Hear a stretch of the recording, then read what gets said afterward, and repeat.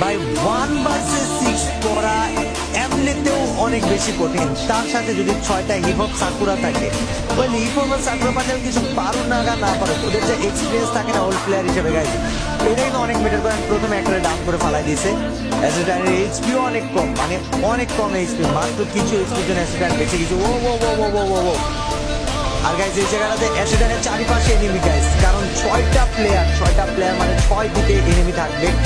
দেখা যাক acid time এই জায়গাতে এরকম সিচুয়েশনে কি করতে পারে। দেখো প্লেয়াররা দাঁড়ায় আছে কিভাবে, একদম ওকে মানে কামড় দিয়ে দেবে এমন একটা অবস্থা।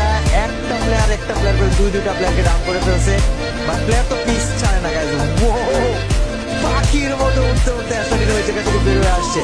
What a movement that was, absolutely nice, but তার সাথে ডেমনস্ট্রেশন করতে হবে অ্যাস্ট্রা টিমকে ইনসেন হেডশটের। দেখা যাক হেডশটের ডেমনস্ট্রেশন অ্যাস্ট্রা টাইম কেমন করতে পারে। ও নাইস ওয়ান, আরো একটা প্লেয়ার এই জায়গায় ডাউন হয়ে গেছে, বাট এখনো 3টা প্লেয়ার গাইজ, 3টা হিপহপ সাকুরা, 3টা old bundle, rare বান্ডেলের player.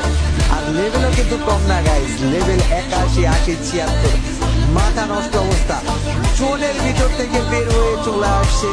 And Astra time যদি গাইজ এই ম্যাচটা, এই রাউন্ডটা বার করতে পারে, নট অনলি দিস রাউন্ড, এই ম্যাচটা যদি বের করতে পারে, তবে আমি বলবো তোমাদের সবার উচিত অ্যাস্ট্রা টাইমকে কিছু হোক আর না হোক একেবারে লাইক করে দাও, because guys it deserves it man.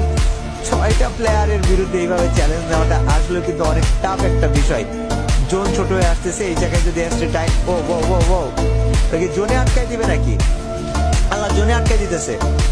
What দা ফুচকা, অ্যাস্ট্রাডানের কাছে কি আছে? ওর কাছে স্কাইলার আছে, অ্যাস্ট্রাডানের কাছে জোন, অ্যাস্ট্রাডানের কাছে জোন, অ্যাস্ট্রাডানের কাছে জোন। আবে ভাই ভাই, এটা কিন্তু আইকিউ